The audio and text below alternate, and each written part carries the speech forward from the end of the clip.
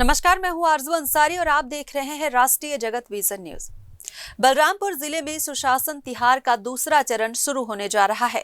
इसे लेकर कलेक्ट्रेट सभागार में प्रेस कॉन्फ्रेंस आयोजित की गई, जहां कलेक्टर ने पहले चरण की सफलता की जानकारी साझा की। उन्होंने बताया कि पहले चरण के दौरान जिले भर से कुल 2170 शिकायतें प्राप्त हुई, जिनमें से 436 मामलों का तत्काल समाधान कर दिया गया। इसके अलावा कुल 1,06,058 मांगों में से 25,517 मामलों का निपटारा किया गया है। कलेक्टर ने यह भी बताया कि शेष मांगों को ऑनलाइन प्रोसेस के तहत दर्ज किया गया है और उन पर गंभीरता से कार्रवाई की जाएगी। सुशासन तिहार के दौरान ग्रामीण और शहरी क्षेत्रों के लोग सड़क, बिजली, पानी, राशन कार्ड, आधार कार्ड जैसी बुनियादी जरूरतों से जुड़ी समस्याओं के समाधान के लिए आवेदन कर सकेंगे। प्रशासन का कहना है कि सभी शिकायतों और मांगों पर संबंधित विभागों द्वारा शीघ्र और प्रभावी कार्रवाई की जाएगी।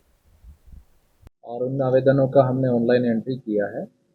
दूसरे चरण में 11 अप्रैल के बाद से निराकरण चल रहा है। अभी तक आवेदनों का निराकरण किया है और तीसरा चरण 5 मई से 31 मई तक होगा, जिसमें शिविर आयोजित होंगे। तो जो आवेदन आए थे हमारे 8 से 15 पंचायत है, उनके बीच में एक क्लस्टर में शिविर का आयोजन होगा और वहाँ पे उन आवेदनों के निराकरण की स्थिति आवेदकों के बीच में, जनता के बीच में बताई जाएगी और मौके पे नए आवेदन भी लिए जाएंगे और निराकरण किया जाएगा। और कुछ हमारे आधार हैं, श्रम कार्ड हैं, जॉब कार्ड हैं, राशन कार्ड हैं, आयुष्मान कार्ड हैं, इस तरह के और जाति निवास के आवेदन भी मौके पे निराकरण करने का प्रयास किया जाएगा। फिलहाल इस खबर में बस इतना ही। देश प्रदेश की खबरों से अपडेटेड रहने के लिए हमारे चैनल को सब्सक्राइब करें और नए खबरों के नोटिफिकेशन के लिए बेल आइकन को जरूर दबाएं। नमस्कार।